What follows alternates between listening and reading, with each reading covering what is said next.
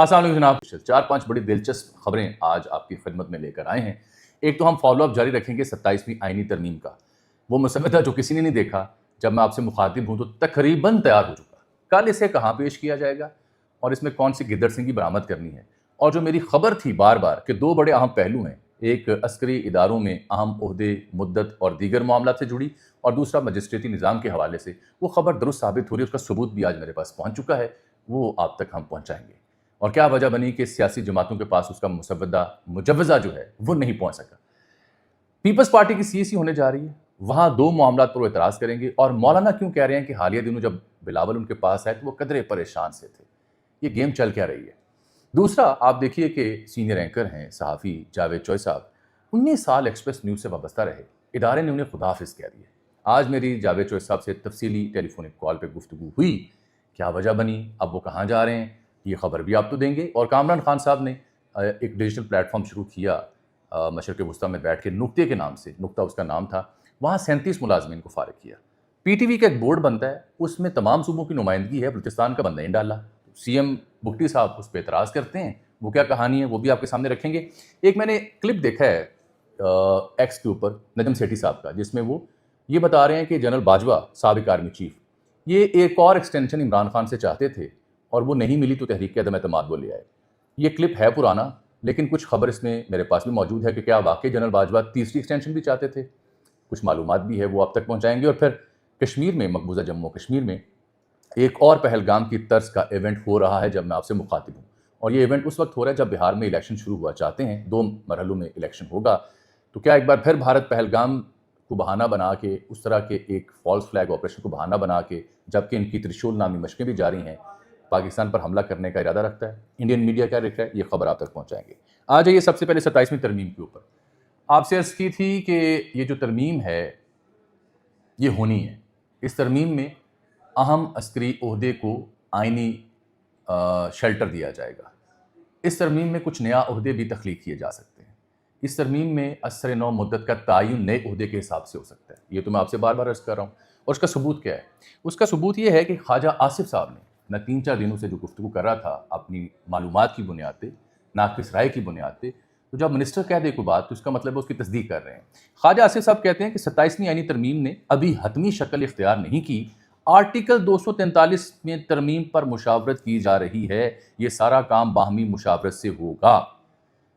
दिफाई तकाज़े बदल गए हैं और इसलिए इसमें तरमीम ज़रूरी है।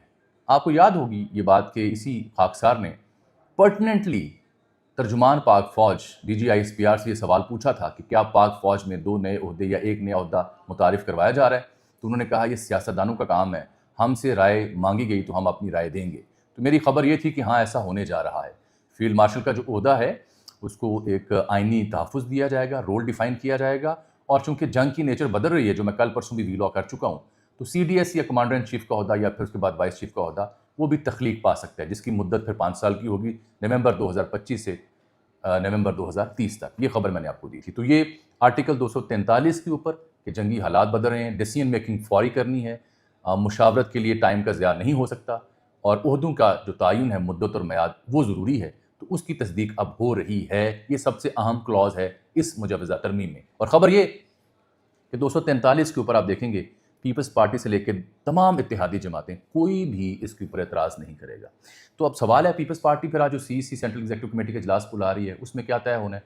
उसमें ज़ाहिर बात है ब्रीफिंग दी जाएगी कि ये तरामीम है। पीपल्स पार्टी NFC और सूबाई खुद मुख्तारी के मामलात के ऊपर अपना जो पहले से तयशुदा एतराज़ है उसका जिक्र करेगी। 243 या मजिस्ट्रेटी निज़ाम या दीगर चीज़ों के ऊपर एतराज़ नहीं करेगी। मेरी खबर पहले दिन से ये थी कि पीपल्स पार्टी बुनियादी चीज़ों पर इत्तफाक़ राय कर चुकी।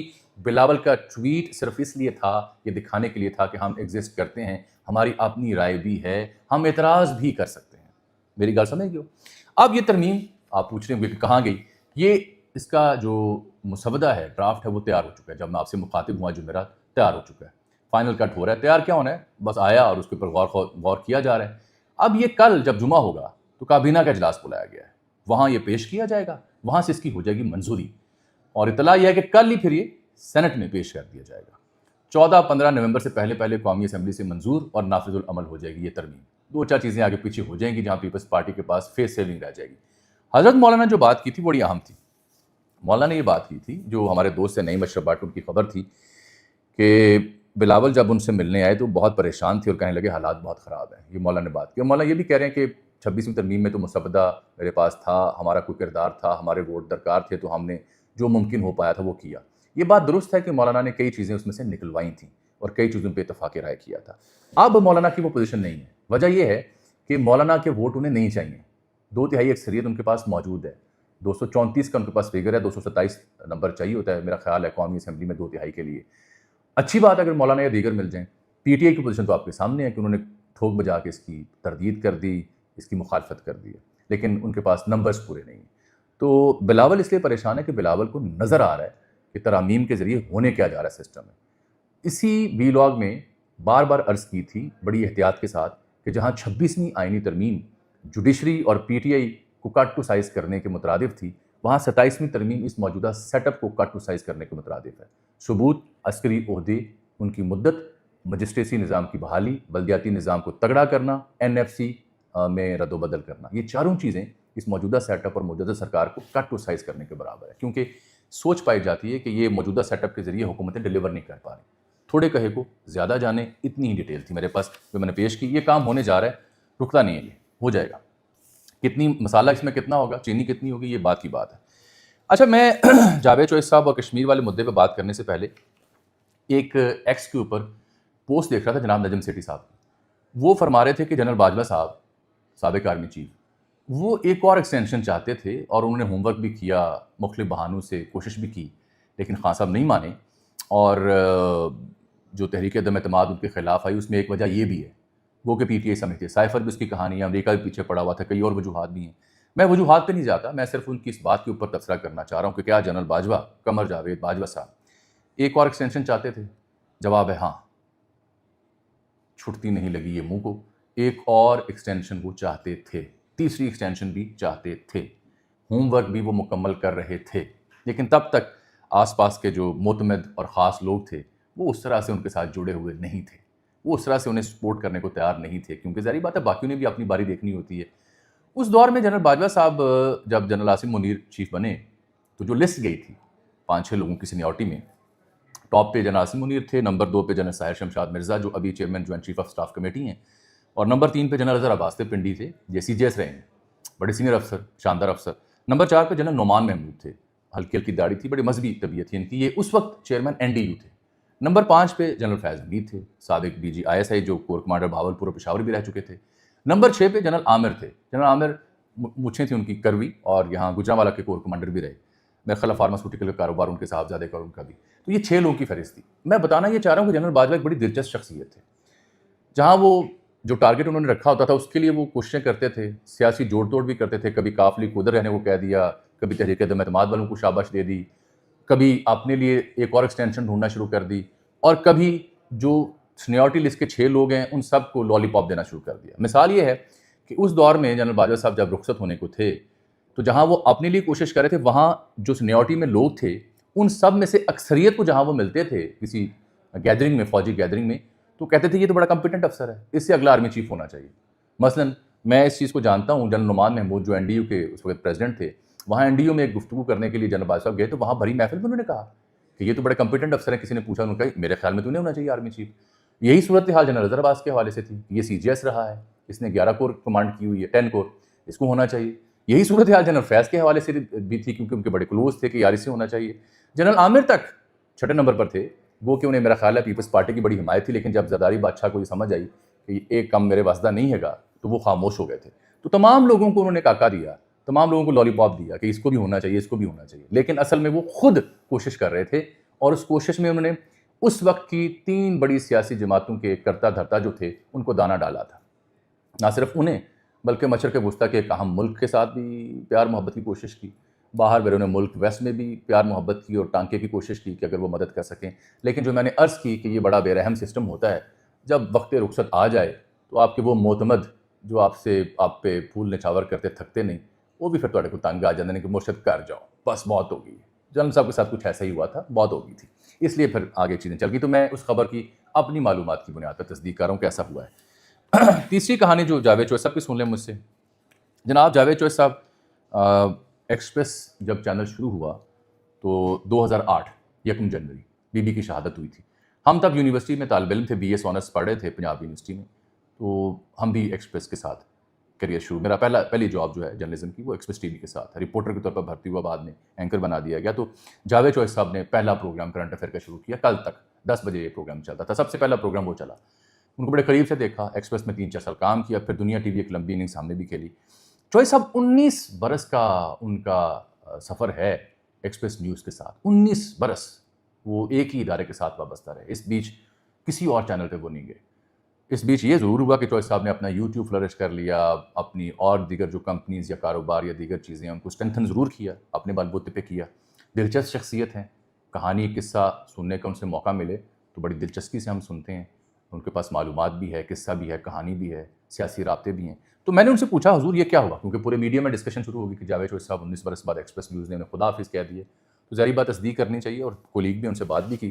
ان کی جرنلزم کے اوپر ان کی جو میوہ جات یا منجن یا چورن وہ بیچتے ہیں اس کے اوپر تو آپ اعتراض کر سکتے ہیں کہ صحافت کے علاوہ جو چیزیں وہ بیچتے ہیں اگر کسی کو اعتراض ہے تو کرے, لیکن چوہے صاحب کی عزت کرنی چاہیے, سینئر بندے ہیں. چوہے صاحب سے میں نے بات کی تو انہوں نے بتایا کہ کل یعنی بدھ کو جو ایکسپریس ٹی وی کے CEO ہیں, ان کا نام ہے جناب اعجاز الحق صاحب, وہ تشریف لائے. منگل کو انہوں نے میسج کیا کہ میں آپ سے ملنا چاہ رہا ہوں. تو وہ کبھی چوہے صاحب کے بقول ان کے گھر نہیں آئے تھے, پہلی بار ان کے گھر تشریف لائے. F11 میں چوہے صاحب کا گھر ہے. وہ گھر آئے تو کہنے لگے جی 4-5 منٹ وہ بیٹھے رہے, گپ شپ ہوتی رہی, حال احوال ہوتا رہا. تو وہ کہنے لگے کہ میں ایک ناگوار فریضہ سر انجام دینے آپ کی خدمت میں حاضر ہوا ہوں. تو میں نے آگے سے کہا کہ آپ لمبی سانس لے کے آرام سے سکون سے بیٹھیں, جو بھی ناگوار فریضہ ہے وہ سر انجام دیں. چوہے صاحب کہتے ہیں جی پھر اس کے بعد انہوں نے مجھے کہا کہ چوہے صاحب ایک بڑی لمبی ایسوسیشن آپ کی ایکسپریس نیوز کے ساتھ رہی ہے, تو اٹس ٹائم ٹو سے گڈ بائے, ڈپارٹ کرنے کا وقت آ گیا. تو انہوں نے کہا جی, میں نے ہنس کے کہا کہ کب سے کرنا ہے. انہوں نے کہا جی پرسوں یعنی بدھ اور جمعرات کا آخری شو کریں. تو چوہے صاحب کے بقول انہوں نے کہا کہ میں کالم بھیجا وہ بھی واپس منگوا لیتا ہوں. انہوں نے کہا نہیں کالم رہنے دیں, اس پہ بعد میں بات کر لیں گے, لکھتے رہیں. کہنے لگے یہ بات ہوئی, میں نے ہنس کے کہا جی بسم اللہ, اور باہر جا کر میں نے انہیں رخصت کیا, گلے لگایا. پھر انہوں نے کہنے لگے جی میں نے چینل کے جو اونر ہیں سلطان لکھانی صاحب, ان کو ایک شکریہ کا میسج کیا. یعنی میں یہ کنورسیشن آپ کو اس لیے سنا رہا ہوں کہ یہ واقعی ہو چکا ہے یہ معاملہ, اور جاوید چوہدری صاحب اور ایکسپریس نیوز کے بیچ کوئی تنازعہ یا تلخی ان کی رپورٹ کے مطابق نہیں ہوئی. چینل کی اپنی پرائرٹیز ہیں, چینل کچھ نیا کرنا چاہ رہا ہے, یا چینل کی یہاں تک کی تھی رفاقت, یہ آنے والے دنوں میں آپ کو معلوم ہوگا. بظاہر کوئی تنازعہ نہیں تھا. یہی میں نے جب چوہے صاحب سے پوچھا تو انہوں نے کہا کہ وجہ اگر انہوں نے بتانی ہوتی مجھے تو وہ آخری بات نہ کرتے. جب CEO گھر آیا اور اس نے کی ہی آخری بات کہ جی شکریہ اور خدا حافظ کہنا ہے, تو وجہ جاننے کی مجھے ضرورت نہیں تھی. میرا خیال ہے بڑا گریسفل ایگزٹ کیا ہے جاوید چوہے صاحب نے. ایسا ہی کرنا چاہیے کہ جب باقی ادارے نے کہہ دیا کہ جناب بس خدا حافظ تو خدا حافظ. وجہ تو بندہ تب جانتا ہے جب کوئی تنازعہ ہو یا خدا حافظ کی نوبت نہ آئے. پہلے کہ کالم شالم پھر میں نے کہا بس کرتے ہیں, اور میری کوئی دفتر میں چیز پڑی نہیں جو میں لینے جانا, آپ کہتے ہیں میں بھی بند کر. ایک بات دلچسپ انہوں نے کی کہ ایکسپریس نیوز کا جو آفس اسلام آباد کا ہے وہ G8 میں شفٹ ہو رہا ہے. کہنے لگے وہاں پہ جو بلڈنگ بنی ہے وہاں میرا سیٹ بھی لگا ہوا ہے. یہ مجھے سمجھ نہیں آئی کہ نئی بلڈنگ میں نیا سیٹ بھی لگا اور اچانک آ کے کہہ دیا کہ خدا حافظ. حالانکہ چوہے صاحب کے معاملات سیاسی جماعتیں ہوں, اسٹیبلشمنٹ سب کے ساتھ ٹھیک ہی ہیں. یہ قصہ میرا خیال ہے چند دنوں بعد کھل ہی جائے گا کہ ادارے نے انہیں خدا حافظ کیوں کہا. دوسری خبر, اور فی الحال چوہے صاحب کسی اور ادارے کو جوائن بھی نہیں کر رہے, میرا خیال ہے کچھ عرصہ آرام کریں گے. نقطہ, کامران خان صاحب کا ڈیجیٹل پلیٹ فارم بڑی دھوم سے وہ لانچ ہوا مشرق وسطیٰ سے, اس طرح سے ہٹ نہیں کر سکا. تو اب انہوں نے اپنے 37 ملازمین کو فارغ کیا, اور اطاعت آرڈر نے کہا کہ میں ان کی نوکری کا بندوبست کروں گا. کیا یہ اچھا ہوتا ہے کہ اطاعت آرڈر صاحب جو ڈان سے ثناء اللہ صاحب اور دیگر صحافیوں کو جبری رخصت پہ بھیجا جاتا ہے ان کے لیے بھی بات کرتے ہیں؟ صرف نقطہ کے لیے بات تو انہوں نے کی, باقیوں کے لیے بھی کرتے ہیں. باقیوں کے لیے شاید اس لیے نہیں کرتے کہ باقی ان کو چھپتے ہیں. یہ ایک تلخ کہانی ہے میڈیا کی جو شاید آپ کی دلچسپی کا معاملہ نہ ہو. اسی سے جڑا ایک اور قصہ سنیں. سرفراز بگٹی صاحب ہیں CM بلوچستان, آج انہوں نے ٹویٹ کیا کہ PTV کا ایک بورڈ بنتا ہے, اس بورڈ میں جو 5 لوگ شامل کیے گئے اس میں لکھا ہوا ہے محمد یاسر ایس قریشی لاہور سے, ڈاکٹر اسکر ندیم سید صاحب لاہور سے, معروف ادیب ہیں, مس تسنیم رحمان KP سے, مسٹر خالد محمود خان اسلام آباد سے, اور مسٹر اشتیاق بیگ سندھ سے. یہ اشتیاق بیگ صاحب, اختیار بیگ صاحب, یہ بھائی ہیں. یہ ہر دور میں, ہر سیزن میں, ہر جگہ موجود ہوتے ہیں, کبھی سینٹ میں, کبھی جنگ اخبار میں, کبھی کسی بورڈ میں, کبھی کسی کونسلیٹ میں. ماشاءاللہ بڑی ان کی پہنچ ہے جی, میں تو بڑا فین ہوں. ہر دور میں مرزا اختیار بیگ, مرزا اشتیاق بیگ, یہ ہر جگہ ہر سیزن میں ان کی صورتحال پکی ہوتی ہے. لیکن میں نے یہ جب PTV کا بورڈ دیکھا, پاکستان کا سب سے بڑا صوبہ رقبے کے لحاظ سے, پہلے اساسی محرومی کا وہ شکوہ کرتے ہیں, تو یہ کیا عقل ہے, کیا منطق ہے کہ اس بورڈ میں آپ نے بلوچستان کا نمائندہ نہیں ڈالا؟ کیوں؟ یہی شکوہ CM بلوچستان نے کیا. لاہور سے آپ 2 بندے ڈالیں اور کوئٹہ بلوچستان سے ایک بندہ بھی نہ ڈالیں تو پھر آپ کہتے ہیں وہ شکوہ کیوں کرتے ہیں, احتجاج کیوں کرتے ہیں؟ سی ایم بلوچستان کو شکوہ کرنے کی نوبت آ گئی. وہ سی ایم بلوچستان, وہ حکومت جو آپ کے ساتھ تھک اینڈ تھن میں ہے, یعنی آپ کا ہی سیٹ اپ ہے نا بلوچستان میں. تو یہ اس طرح کی چیزیں جب پبلک ہوتی ہیں تو بلوچستان میں رہنے والا عام طالب علم, عام نوجوان کیا سوچتا ہوگا کہ میرے صوبے کا بندہ ہی آپ نے ڈالا اس بورڈ میں. وہ کیا عطا صاحب کہہ رہے ہیں کہ dear brother your rights comes first and foremost, board ابھی کمپلیٹ نہیں ہے, یہ پہلا فیز ہے, بلوچستان سے نام شارٹ لسٹ کریں گے, ان کو نام ڈالیں گے. نہیں سر, پہلے فیز میں ہی بلوچستان ہونا چاہیے. بلوچستان پاکستان ہے, پاکستان بلوچستان ہے. آپ کی ترجیحات بتاتی ہیں کہ آپ کیا کرنا چاہتے ہیں. آپ نے احساس محرومی کا شکار کیا ہے صوبے کو. ایسے فیصلے اس بات کا ثبوت ہیں. یہ بورڈ ڈسمس ہونا چاہیے, اس میں سب سے پہلے بلوچستان کا نام آنا چاہیے. ایسے صوبوں کو تو آنر کرنا چاہیے. یہ ہوگی دوسری. تیسری کہانی. چوتھی میں آپ سے بیان کرتا ہوں جو کشمیر کی ہے, وہ بڑی خطرناک صورتحال ہے. اچھا, میں فواد چوری خبر بھی آپ کو دوں گا آج, خبریں چونکہ زیادہ ہیں. یہ انڈین فوج کی ایک وائٹ نائٹ کور ہے, ٹھیک ہے, اس نے ایک بیان جاری کیا ہے اور یہ BBC پہ چھپا ہے. ضلع کشتواڑ ہے, کشتواڑ جسے ہم کہتے ہیں مقبوضہ جموں کشمیر میں, اس کے کالا بند کے جو جنگلات ہیں وہاں بدھ کی صبح سے ایک آپریشن شروع ہوا ہوگا. آج جمعرات ہے, ابھی تک آپریشن مکمل نہیں. اس کی فوٹیجز آ رہی ہیں, فوجی بیٹھے ہیں رائفلیں لے کے, اور ماشاءاللہ آپریشن جاری ہے اور میڈیا اسے شوٹ کر رہا ہے. یہ اندازہ آپ چیک کریں کہ ایک جگہ آپریشن ہو رہا ہے مبینہ طور پر ٹیررسٹ کے خلاف, اور میڈیا اسے بھرپور شوٹ کر رہا ہے. یہ فوجی ہے, یہ بندوق ہے, یہ SSG کمانڈو ہے. کمال کی شوٹنگ ہے, اور کمال کے وہ ٹیررسٹ ہیں کہ جن کے ساتھ مقابلہ جاری ہے اور میڈیا شوٹ کر رہا ہے. تو یہ کہتی ہے وائٹ نائٹ کور جو ہے ان کی, کہ مسلح عسکریت پسندوں کی فائرنگ سے ایک پیرا کمانڈو زخمی ہوا ہے. کشتواڑ کے جنگلاتی علاقوں میں مبینہ پاکستانی عسکریت پسندوں کی موجودگی ہے. اور یہ جو آدتیہ راج کال ہے, جسے میں آدتیہ راج چول کہتا ہوں, اس نے بھی پوری سٹوری چھاپی ہوئی ہے کہ یہ مبینہ طور پر لشکر طیبہ اور فلاں اور ڈھمکان اور جیش محمد ان کے لوگ ہیں, اور پاکستان کی SSG اور فوج کی حمایت ہے, اور یہ بار بار یہاں پہ دہشت گردی کروانے. اس نے ایک پورا ناول افسانہ لکھ کے اپنی رپورٹ میں شائع کیا آدتیہ راج کال نے. اس کی خبر پہ میں نہیں جاؤں گا. میں جو BBC نے خبر چھاپی جو وائٹ نائٹ کور کی ہے وہ بتا رہا ہوں کہ یہ کہہ رہے ہیں کہ یہاں پر جموں کشمیر پولیس کا اسپیشل آپریشن جاری ہے. SOG اور نیم فوجی سینٹرل ریزرو آرم فورسز کے اہلکار بھی ہیں, اور یہ کہہ رہے ہیں کہ جی عسکریت پسند چھپے ہوئے ہیں یہاں پہ جنگلاتی علاقوں میں, اور انہیں ٹریس کرنے کی کوشش کی جا رہی ہے. مشکل علاقے ہیں, اور یہ کہہ رہے ہیں کالا بند جنگل میں 2 سے 3 مسلح عسکریت پسند چھپے ہوئے ہیں. یہ آدتیہ راج کال نے تو عسکریت پسند کا نام بھی لکھ دیا ہوا ہے کہ اس کا نام کیا ہے. اب یہ کہہ رہے ہیں کہ جی یہ نائٹ ویژن اور ڈرونز کا ہم استعمال کریں. مسئلہ یہ نہیں ہے. مسئلہ یہ ہے صاحب کہ انڈیا میں 6 نومبر 11 نومبر بہار کے الیکشنز ہو رہے ہیں, بہار کا چناؤ ہو رہا ہے. بار بار عرض کر چکا ہوں, جیسے ہی چناؤ ہوتا ہے مقبوضہ کشمیر میں دہشت گرد مل جاتے ہیں, ان کے خلاف یہ فالس فلیگ آپریشن کرتے ہیں, پھر پاکستان پر حملہ یا میزائل مارنے کی پلاننگ کرتے ہیں, اور ساتھ ایکسرسائزز بھی جاری ہیں ترشول نامی, وہاں نیچے گجرات اور پاکستانی سندھ اور عربین سی میں وہاں بھی کاروائی ہو رہی ہے سرکریک میں. تو یہ بہار میں جس کی آبادی 10 کروڑ ہے, اور یہ تیسری بڑی ریاست ہے بھارت کی, بڑی اہم ہے, کیونکہ یہاں پہ سنگل ہینڈڈلی BJP کبھی حکومت نہیں بنا پائی. تو بہار کے چناؤ نے طے کرنا ہے کہ BJP کا جو سیاسی بیانیہ ہے وہ ابھی بھی مقبول ہے یا پاک بھارت جنگ کے بعد وہ بڑھ چکا ہے. اس لیے یہ آپریشنز ہو رہے ہیں, تو اس پہ نظر رکھیں. مجھے اگلے 5-6 دن پاکستان کے حوالے سے, بھارت کے حوالے سے بڑے خطرناک لگ رہے ہیں. خدشہ مجھے محسوس ہو رہا ہے کہ یہاں پہ گڑبڑ ہو سکتی ہے. جانے سے پہلے وہ جنرل باجوہ کے اوپر میں نے ایک شعر لکھا ہوا تھا کہ وہ ایکسٹینشن چاہتے ہیں نہیں چاہتے تھے. تو شعر تھا کہ ہر آنکھ میں تھی ٹوٹتے لمحوں کی تشنگی, ہر آنکھ میں تھی ٹوٹتے لمحوں کی تشنگی, ہر جسم پہ تھا وقت کا سایہ پڑا ہوا. مجھے آج کے لیے اجازت دیجیے. اللہ حافظ.